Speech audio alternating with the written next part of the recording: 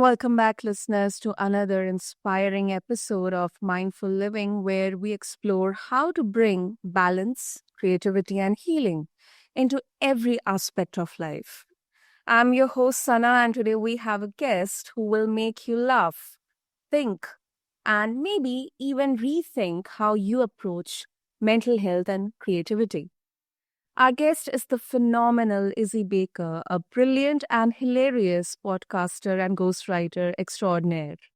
Listeners, Izzy is the host of the widely popular PSA, the Mental Health Podcast, which shines a spotlight on the mental health struggles of young, health conscious millennial men.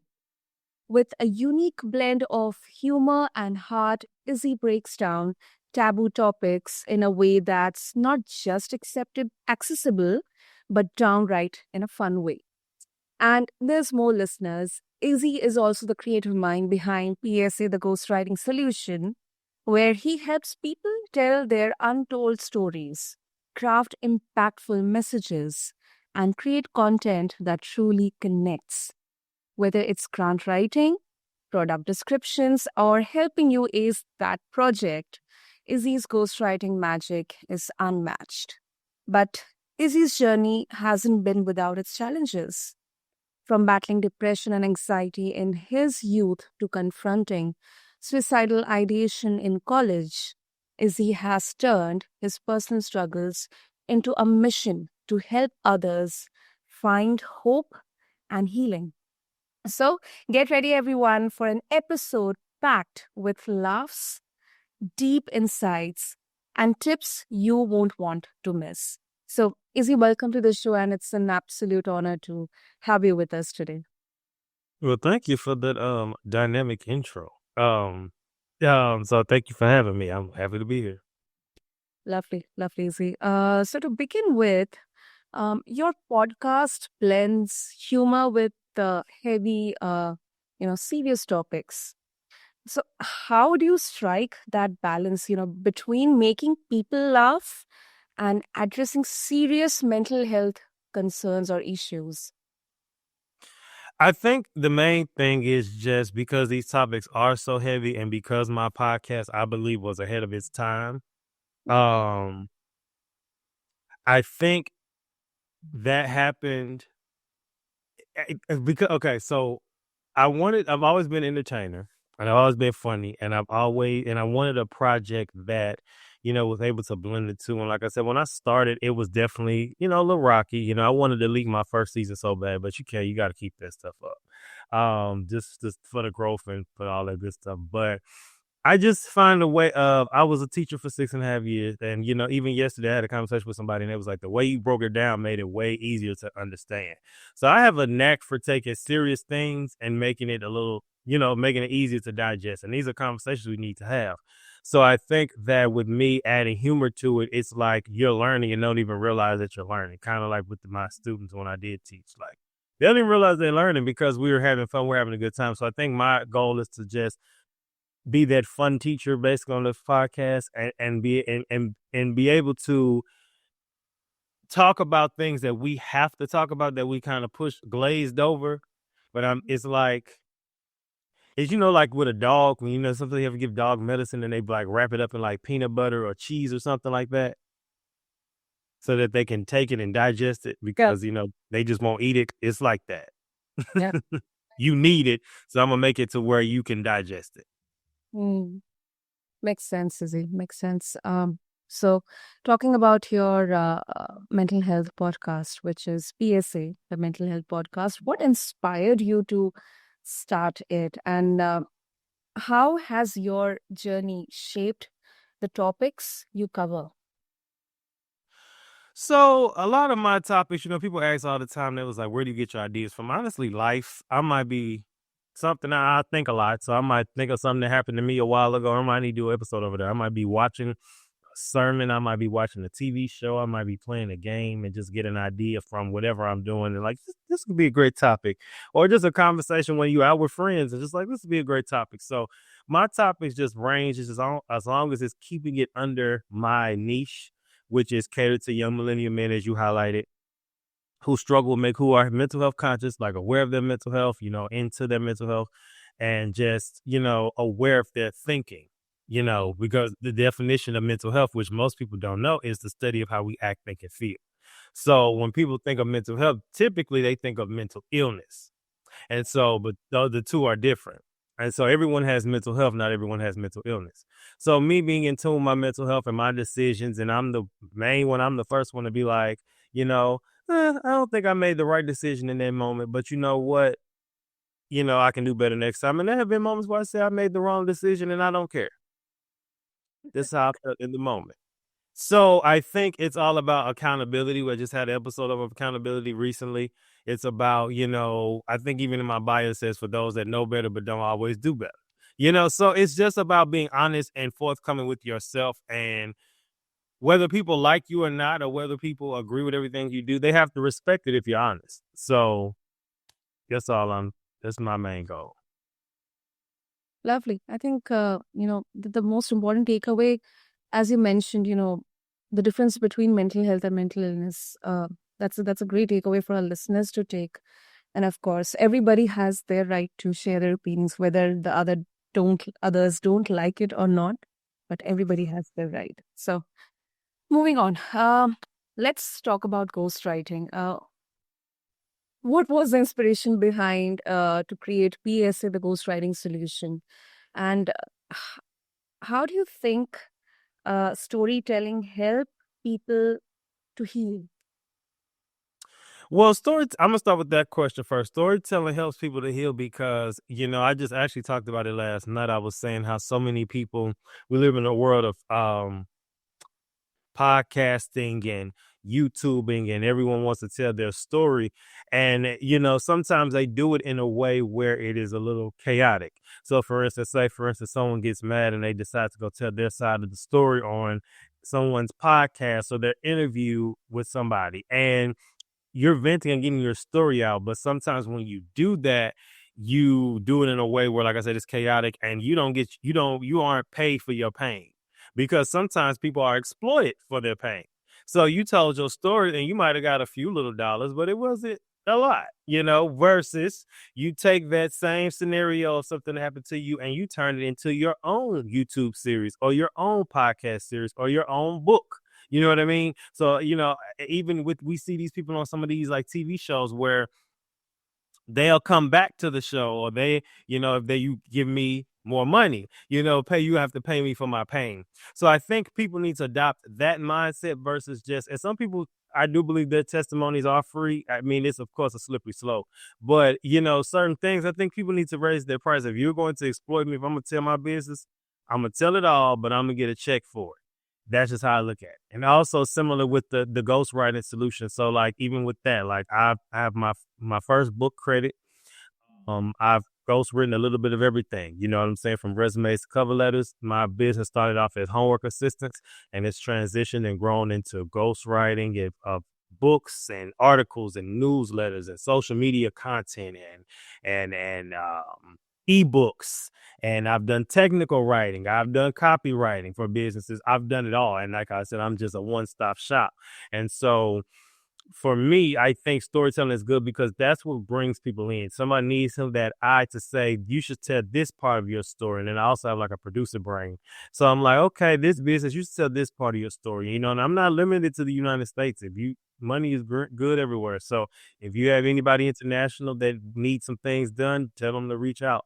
But, it's all about making sure you know who the person is and going from there. I can know your story and know what needs to be told about you for whatever it is you need, whether it's just you need to post social media for your business, or you want a book done, or you just want your resume, whatever.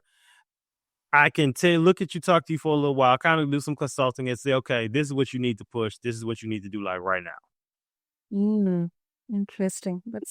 That's really creative, Izzy. And technical writing is altogether a different ball game. You know, but that's really brilliant, Izzy. Thank Uh, you. Thank you. so, how do you tailor your let's just say writing to make each client's voice authentic and impactful? When in this era, it's more about grabbing that attention or making it more connected or relevant for the readers or for the listeners, whatever. Right. Typically, once again, it's kind of like a consulting thing. I sometimes will ask people, let me see some of your old writing samples or kind of look at your social media, things like that, just to kind of get a gauge for how you speak. That way I can kind of go from there. Um, Typically with businesses, it's kind of like you just take over and do you. Just learn our mission and just go from there. But if it's something personal, I have to like, especially like a book or something like that, I have to definitely like say, let me get some of your old writing samples. Let me look over some things and do it like that. Mm, great. That's great. So, Izzy, you have been open about your own mental health struggles, and our our entire vision and mission around, uh, you know, the discussions, the podcasts we do with our guest is all about mental health and everything and anything around that. So, in your opinion, how has that vulnerability helped you connect with your audience and clients? I think we live in a world where I think we've been set free from generations past where we act as though everything is perfect.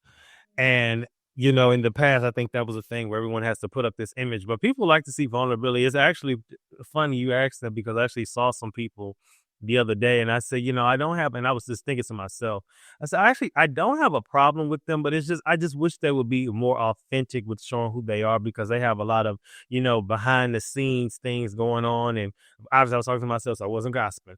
But I was just like, I wish they would just be honest and be, just about who you are and be vulnerable about things instead of trying to just live in secrecy and things. And I think like I said yesterday when I did my live stream, we all done some things we don't want people to know. But I think we need to be a little bit more vulnerable with what we've gone through because you don't know how your story could be helping somebody else.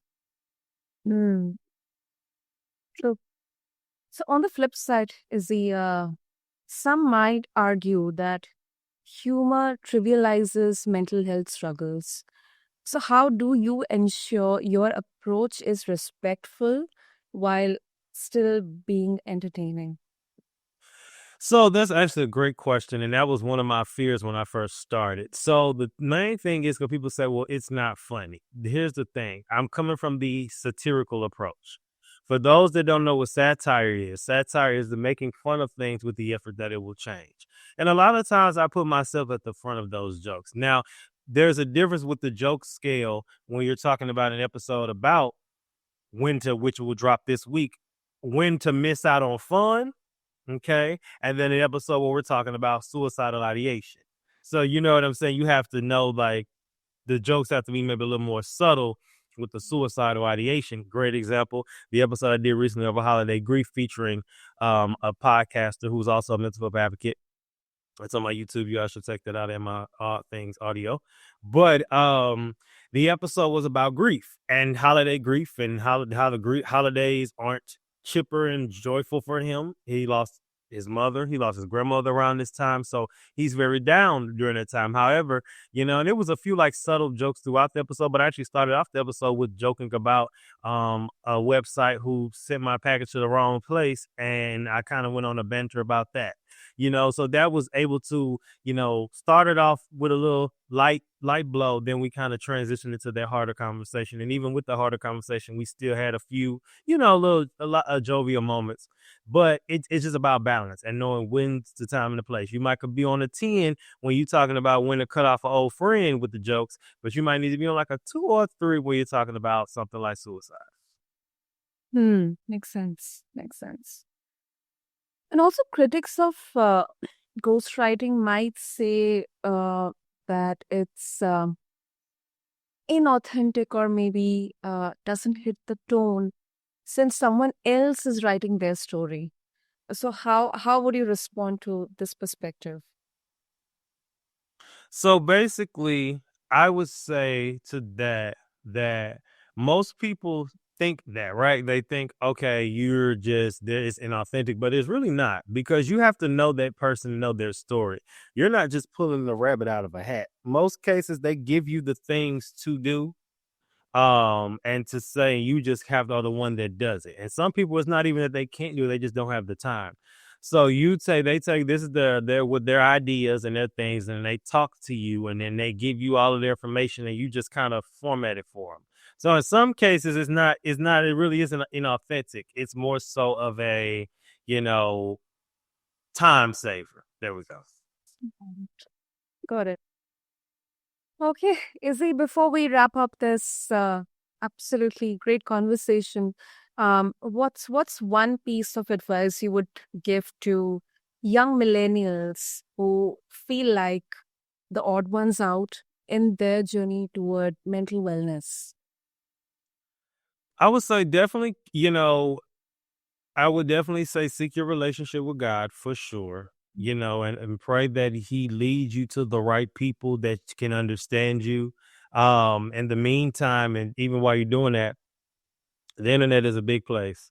There are so many podcasts like myself. There are YouTube channels like myself. There are communities. There are ways to find these people, even in your city, no matter where you live.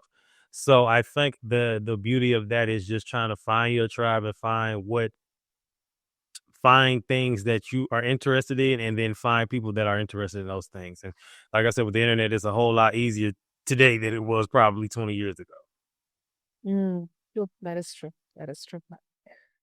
Great, great, Easy. And if our listeners they would like to know more about you, listen to your podcast, know more about your ghostwriting services, how they can get in touch with you.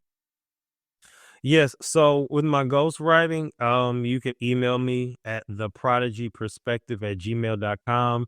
My Instagram, TikTok, YouTube for all of that good stuff. For the YouTube channel, it's underscore Izzy Bake Oven, IZZYBAKEOVEN.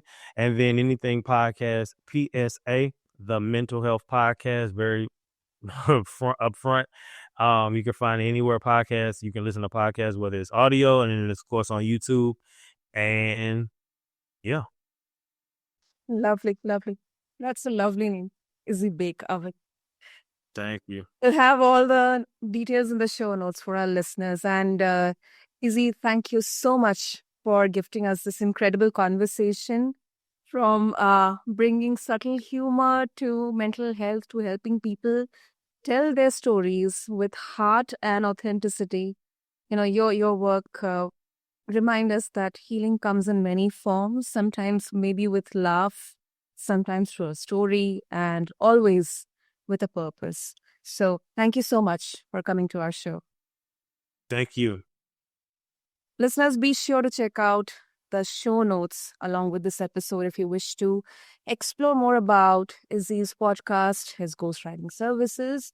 We'll have all the details mentioned there. And if today's conversation resonated with you, don't forget to share with someone, maybe your friend, your loved ones, and also leave us a review. Let us know how we are doing.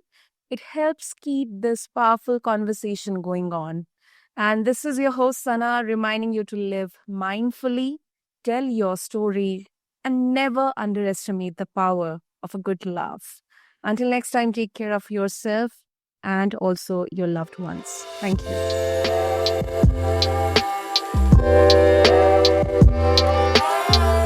you.